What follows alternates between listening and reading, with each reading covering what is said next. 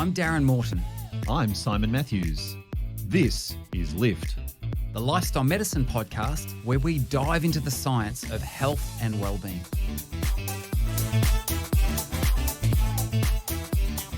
Hello, Professor Morton. Nice to be back with you again. Lovely to be back with you, Simon. How is life in Madrid? Life in Madrid is wonderful. Still winter, of course, so mornings are just maybe 2 or 3 degrees. But the days are lovely, blue skies. If you walk down to the Royal Palace, which is about maybe not quite 10 minutes from where I live, if you walk down to the Royal Palace and stand at the back of the palace, then you're looking out to the northwest of Madrid in the direction of an ancient city called Segovia, which was occupied by the Romans for a long time, and also the city of Valladolid, which has twice been the capital of Spain historically as well. So you're sort of looking in that direction, but you can still see snow on the mountain range between Madrid and those places. I am certain that you tell this stuff to me just to make me feel bad, because literally in one of our other podcasts, you're talking about going and seeing the art display. You know, the Royal House or whatever. And I was thinking to myself, what did I do yesterday? Oh, that's right, I mowed the lawn. I mowed the lawn in Curveballs, and you were there. You know. Anyway, moving right along. It was it was pretty nice. It was pretty nice. So, Madrid right now is lovely. Thank you. Darren, we had a lovely piece of correspondence from a listener recently. We did. And this listener, Kristen, hello, thank you. This listener is actually a former student of mine as well, a former coaching student. Who's now successfully, she has been successfully certified as a health and wellbeing coach for some time now. But she sent this after a recent episode. I just had to tell you this. I listened to the Lift podcast that talked about park runs. I loved the idea of that so much, and I had never heard of it prior to your podcast. So I emailed the Park Run organisation and set up a virtual meeting with them. I am now collaborating with someone from where I live, and we're going to bring a park run here. Yay! Well done. Well done. I love the community aspect of it, she says. So thank you. Beautiful. Fantastic. I was actually, for the first time last weekend, I was the run director of our local park run. So it's an awesome thing. So, yeah, well done. Love to hear stories like that. Fantastic. It's fantastic, isn't it? So run director, does that mean you point at people and say, you, run faster? Yeah, that's exactly right. And you're allowed to sort of tap them with sticks and stuff like that. I'm only joking.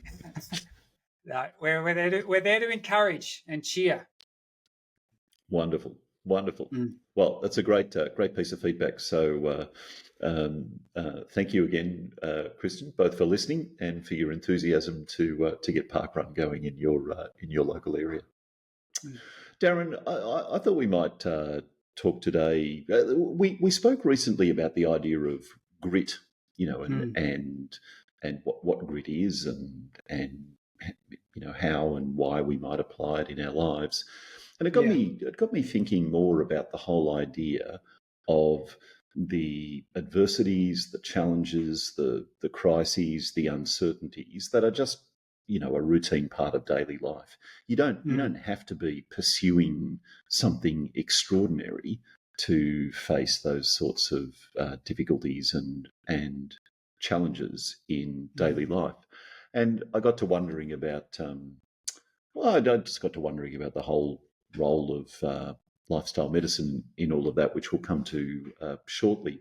But in relation to those sorts of events which we can all encounter, Darren, the end of 2024 for you was a little like that, wasn't it?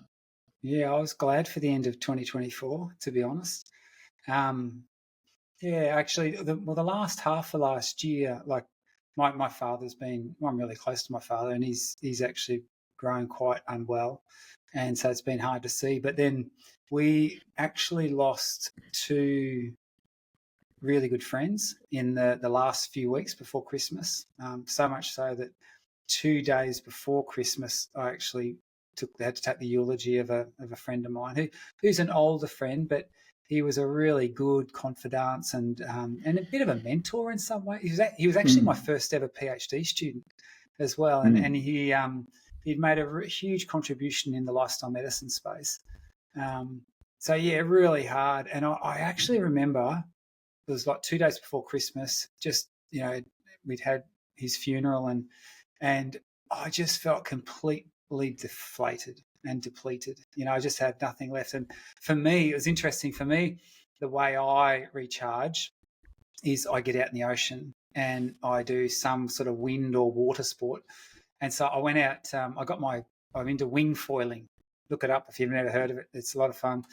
And I went down there, and I remember just feeling really flat.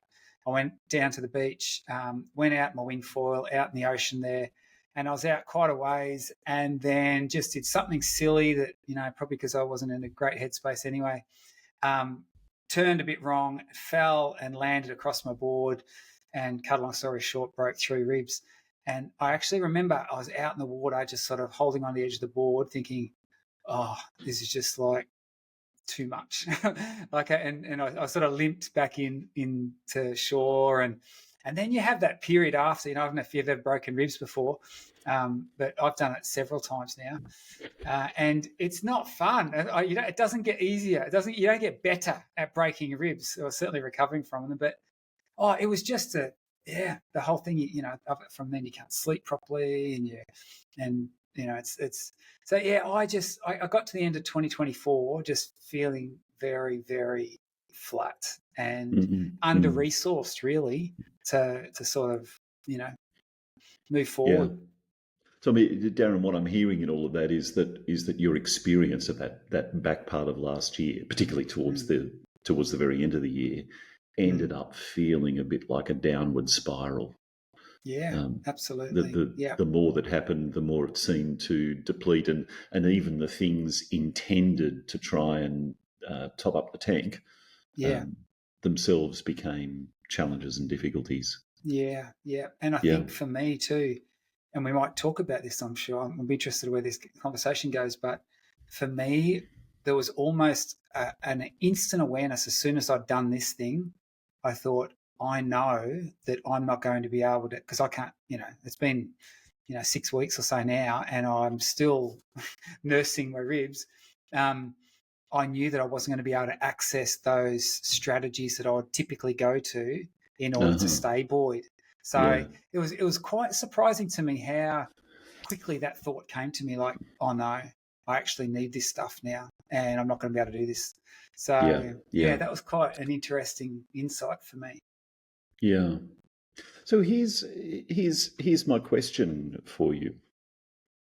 In the face of those sorts of events, which are, for you at least, were combinations of physical injury and emotional strain and grief and loss, what if anything do lifestyle medicine and positive psychology have to offer, do you think?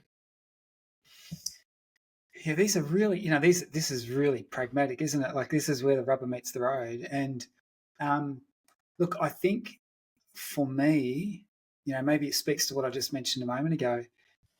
That whole idea of movement is, my body needs a lot of movement. That's always been a go-to to me. And outside and getting in the water and natural environments and sporting, adventure, all that stuff is part of lifestyle medicine. It's a core part of lifestyle medicine for me. Where the challenge arises is when you're prohibited from doing that or constrained because of, in this case, it was actual injury. I did find myself, and look, my wife might say differently, that I wasn't that pleasant to live with, but I was certainly very, very intentional about the positive psychology aspect of it. And I think for me, it was focusing on things like, when this gets better, I'm going to do this, so Uh-huh. sort of eliciting hope for myself, Okay. like not losing that sort of excitement that this will get better. Yeah. I've had these injuries before. Yeah, you're just going to have to, for the next X number of weeks, it's going to be a bit challenging. And then also I found myself intentionally trying to say, this could be a whole lot worse. I think about, and so there was that sort of trying to So reframe, I perspective suppose. taking. Yeah. Perspective taking became a pretty important part of it for me. Yeah. And once again, I'm not saying I get this all right, because I reckon there was certainly times when my wife would have been going, "Hey, practice what you preach." Like, Yeah. but I was certainly, trying to perspective take, trying to realize that there's a whole lot of good and looking for that, things that I was grateful for. Gratitude plays a big part in my life. I certainly try to do that. I try to be intentional around that. So it was interesting, as I was less able to do the lifestyle medicine-y stuff. I sort of was defaulting more, or trying to move towards the things I could do, and that is exercise my brain in positive ways. So the positive psychology strategies. I love that. So part of it was hanging on to a belief that this wasn't permanent, that things would be different, and experienced, and you would experience them in better ways in the future. That was part of it. And also the perspective exercise, which I love. I used to often when I do organisational training around things like grit and resilience and so on, I do a perspective taking exercise with people where I invite them to think about something that's happened that's really frustrated or got them down in some way, and sometimes people will come up with things like things that are personal and meaningful to us, like I'd been waiting weeks for a package to be delivered, and when it was delivered, the item was broken, so I had to return it, and blah blah blah. It's without doubt a frustrating event, and then I invite people to rate that in severity, and people say, it's like a 7 out of 10, 8 out of 10. Then I ask them to imagine a scale that goes from 0 to 100, where 0 represents minor inconvenience. You plan to pull into a parking spot, someone pulls in before you, so you have to drive 3 spots further down the road to find somewhere to park. Yeah. At the 100 end is an irreversible, life-altering event for the worse. Yeah. Then I invite them to rescale their original estimate of that event, and typically, people scale it right back and say, "Oh, actually, now it's about a 1 out of 10 when I think about it that way." Yeah. So that perspective taking exercise in itself, I think, is very valuable. It's like kind of zooming out from the immediacy of our own world, and being able to see ourselves as part of a much bigger picture. It makes me think. I remember waking up on the morning of September 11,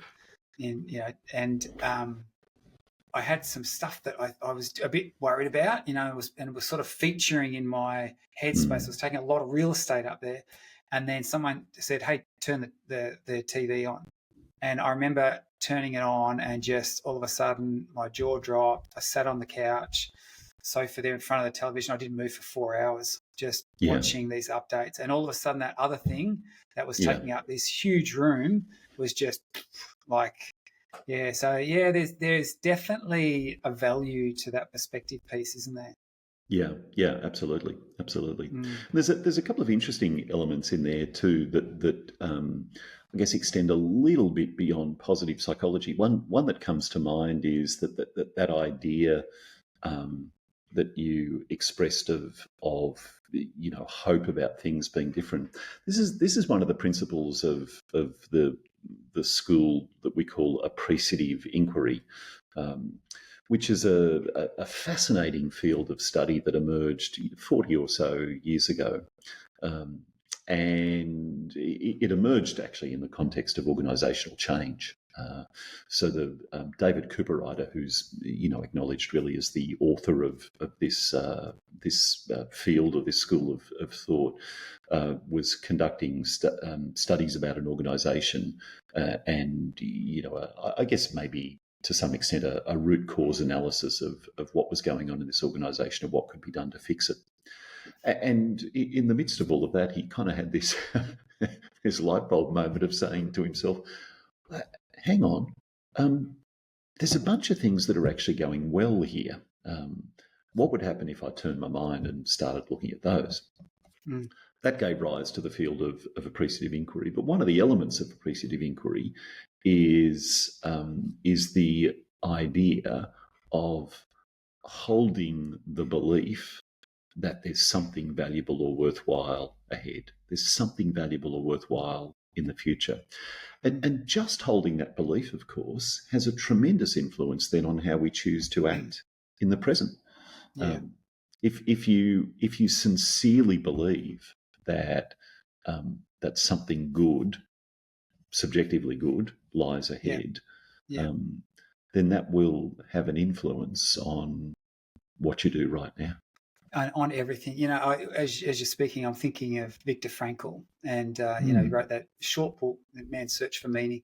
And for those who don't know the story of Viktor Frankl, a Austrian, I believe, psychiatrist who was caught up in the horrors of Nazi Germany. He was in Auschwitz, one of the death camps there, and because he was a doctor, he basically became a caregiver to other patients, and he has this really fascinating paragraph in that book where he said that a disproportionate number of people, of prisoners in the death camp, died between Christmas Day and New Year's in 1944. And he said, and he wondered what it was. He said, because it's not like the rations had changed. There'd been no weather conditions hadn't changed. They weren't that variable. It wasn't like their work conditions had changed. There'd been no flu or influenza or virus go around the camp. And he said, and then it dawned on him. He said, you see, we'd heard rumours that the Allies were coming, and for months before that, we all thought we'd be home by Christmas. We'd be liberated by Christmas. And his conclusion was that, literally when there wasn't that, when hopes were dashed, the people perished. Like, hope is literally life-giving. And I think it speaks into that whole idea of, having some positive expectation, something to look forward to. For me, it is. It's life-giving. Lift is supported by the Lift Project, an educational adventure where you learn science-based ways to lift your mood and your life. The Lift Project is lifting lives around the globe, in healthcare settings, workplaces, schools, universities and communities. To find out more, visit theliftproject.global. And here's a really interesting reflection on all of that. There's a difference, isn't there, between you thinking that for yourself, you thinking to yourself, this is difficult, this is challenging, but I'm confident that this will change. And someone coming along and saying to you, it's okay, Darren, things will get better. Yeah. There's a significant difference between those two things, isn't there? And I wonder what we can learn from that difference. What do you think? I think obviously you have to be ready for it. It's like anything to discover it for yourself, to be in a position, because it can actually go the opposite way. Like sometimes it's the last thing that you want to hear from someone is some just sort of flippant, like, move on, think positively. It ends up being toxic positivity, doesn't it? Toxic, yes. Yeah. That's correct. Yeah. It kind of it's an effort at positivity that disregards the challenge and the difficulty and the reality. And simply seeks to pretend something So when should we push for that though? When should we introduce that? If we're trying to encourage someone else, at what point? There's the Eeyore. I think it's one of the books. Oh, yeah. And he has this great quote. Winnie the Pooh. When he has this great quote, he says, "I don't mind suffering in silence as long as everyone knows I'm suffering in silence." And I think to what extent do you, if people are sort of suffering along there in their misery, to what extent should you try and encourage them out of that, or is it appropriate to do so? What's your thoughts on that? Yeah, well, it's interesting, isn't it? Because if I were to come and visit you at your house just after you've mown your lawn in Currumbong, if I were to come and visit you, would you push a cup of tea in front of me and force me to drink it? Clearly, you wouldn't. That you would be much more likely to say, "Could I offer you something to drink? Tea, coffee, water, whatever." But somehow many of us internalise the idea that we should push positivity into people. And I think the lesson we can take from that is a lesson of approaching this in the same way that we might approach offering someone something to drink, instead of just saying, "Well, things will get better."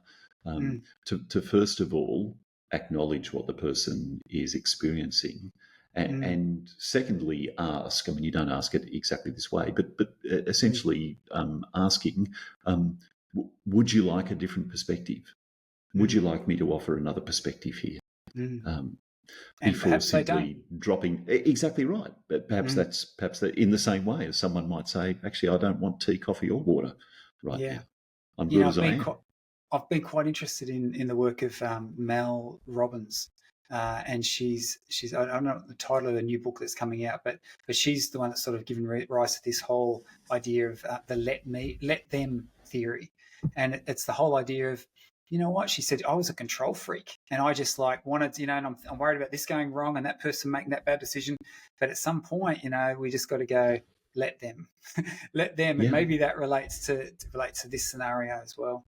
We don't really have a right to dictate someone else's journey, and maybe interestingly, that at some point, I think is often way sooner than we think it is.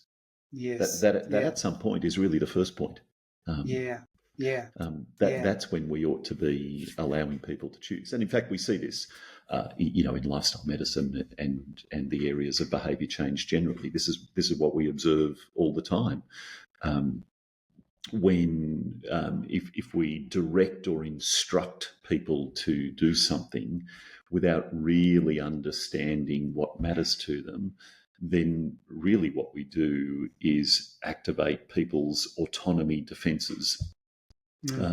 We all value the idea of being able to choose what we do. That we value the idea of freedom of choice, doing what's important to us, doing what's consistent with our values. It's very easy to demonstrate for yourself.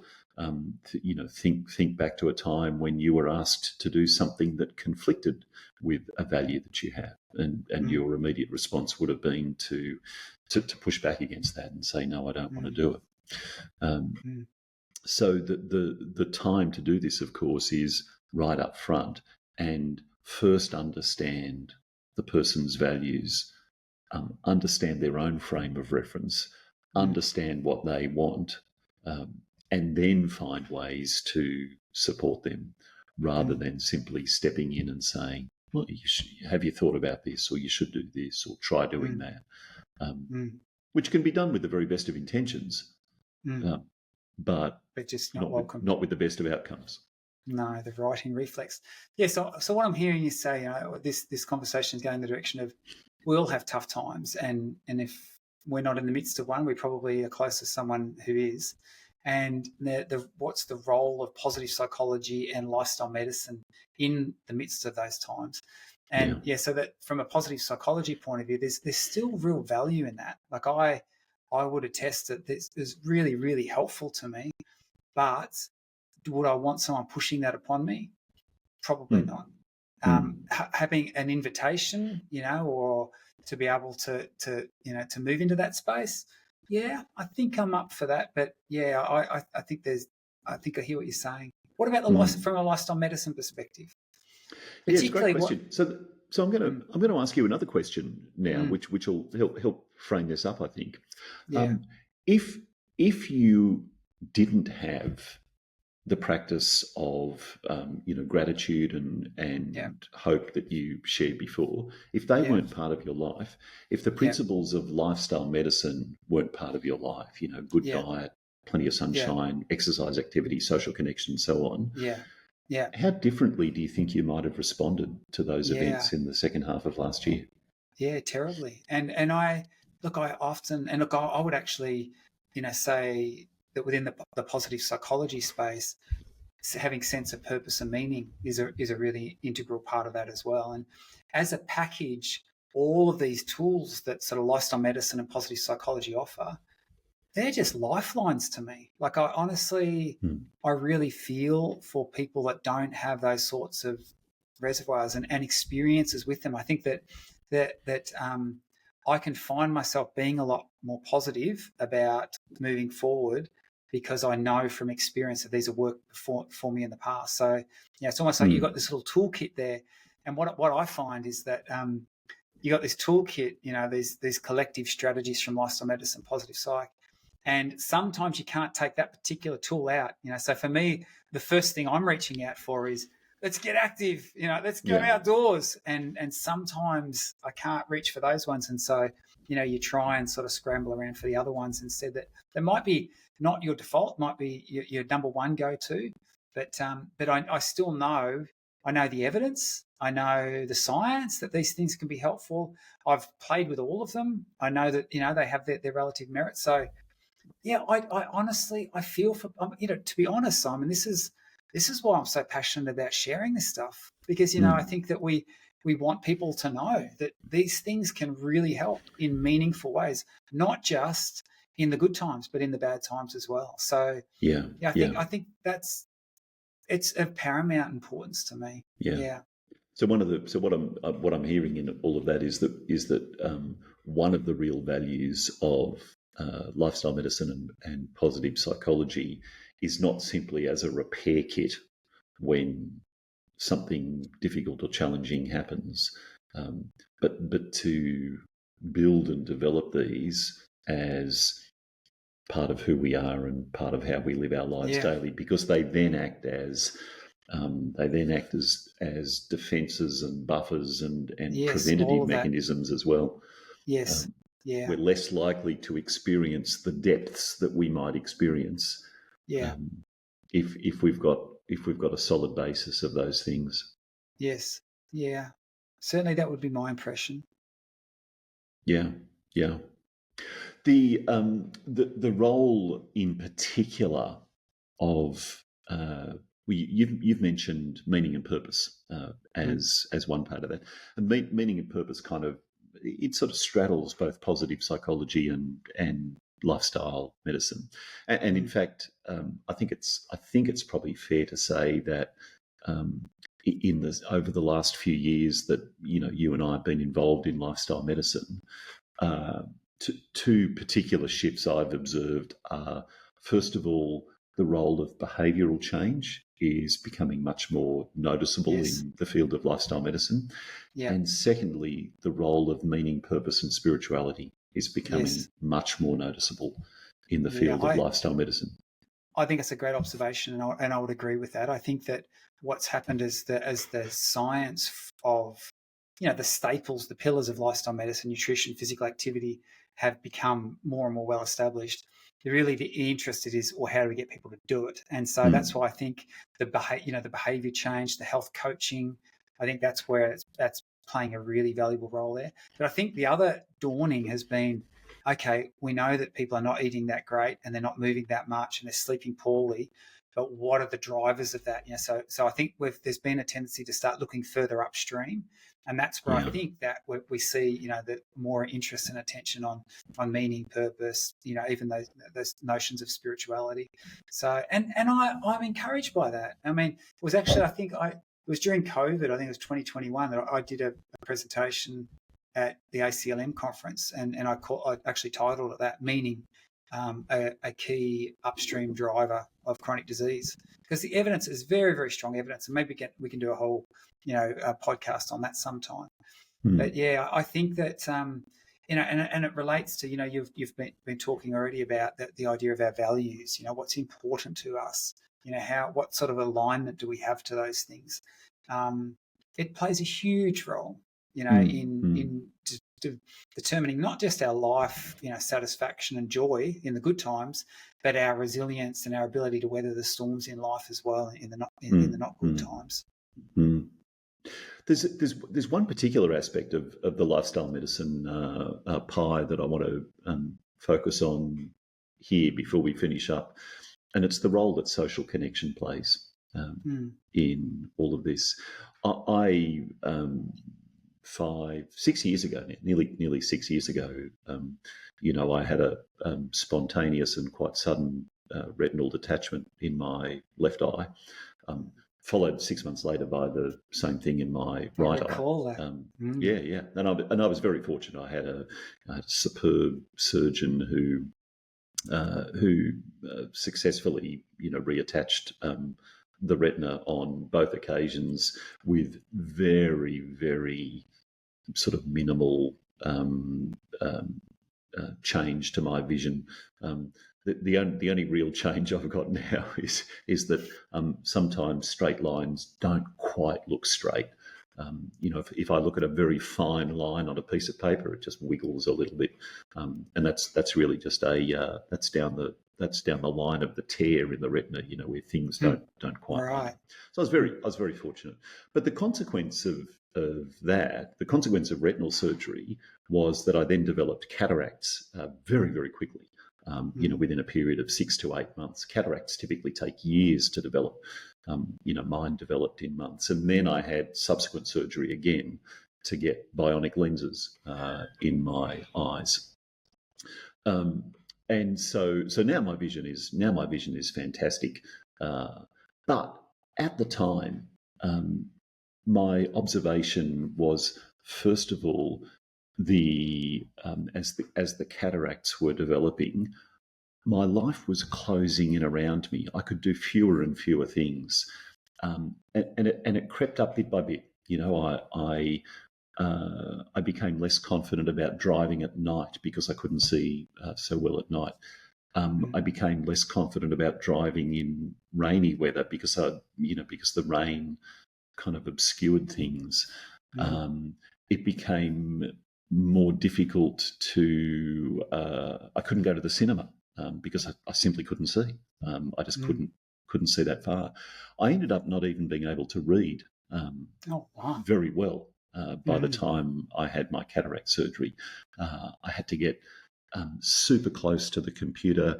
I had to wear contact lenses underneath my glasses just to be able to see clearly. So it had this really quite significant impact on my capacity to function in daily life, and also had a huge impact on my self-confidence. Of course, the more you experience changes like this, the more your confidence declines. The less you feel able to just do things and able to function well. And my lifeline in all of that was social connection. Just knowing that there were people around me. And when I think back now, I just can't imagine what it would have been like to have to face that alone, to have to manage all of that without without my wife, without my kids, without friends and professional colleagues and so on, to whom I was, deeply connected all through that. Yeah. So I think social connection plays a really, really significant role in the face of adversity for all of us.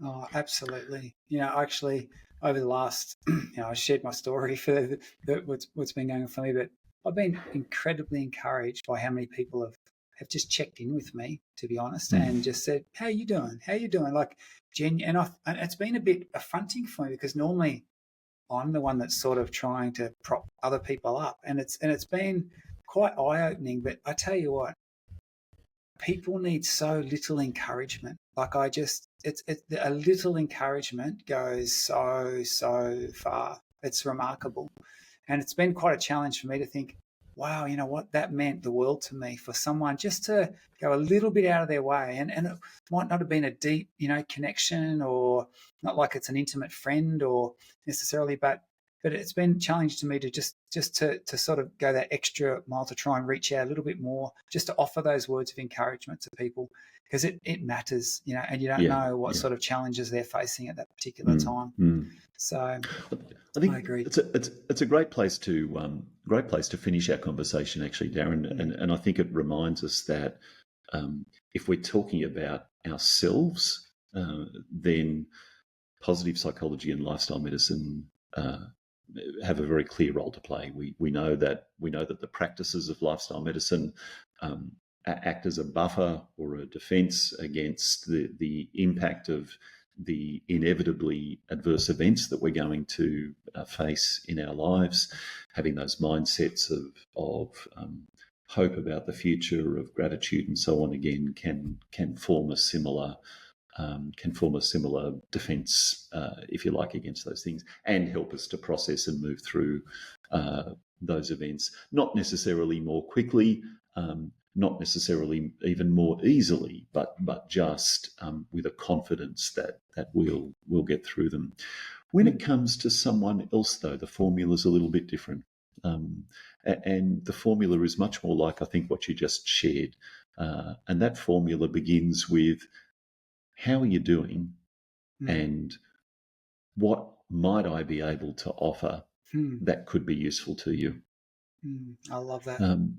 I think it's important not to, if it's someone else, not to try and push lifestyle medicine approaches or push positive psychology approaches onto someone. But first of all, see and hear that person, and seek to understand that person's experience, and then be curious about what might be useful to them, and then be prepared to offer those elements if they happen to be useful to that person at that time. Yeah, very wise and challenging words, I think. Yeah, wonderful. Well, Darren, thank you for sharing your story. I appreciate that. And I'm doing pretty good. I'm getting better. I'm on the up. So next session will be all guns blazing again. Yeah. So are you 3 ribs still 6 ribs, or are they back to 3 ribs? I think they're back to 3 ribs. Yeah. Back to 3 ribs. I'm definitely. I still can't sleep on my side, but I have been a little bit naughty and been in the water a couple of times. But cut the session short, just so that we don't redo anything that shouldn't be redone. Yeah, absolutely. Well, thank you for sharing your story, which I think gave us an opportunity to understand more deeply the role that positive psychology and lifestyle medicine can play for all of us in all of our lives. Sure. And it goes without saying, of course, that I wish you a very happy, prosperous, and fruitful 2025. Ditto, brother. Ditto. Lift is presented by Simon Matthews and Darren Morton. It's sponsored by the Lift Project and supported by Avondale University. Music provided by Pixabay. If you have a question or a topic you would like to hear more about, send us an email to podcast@theliftproject.global. The Lift Project, Lift your mood, lift your life.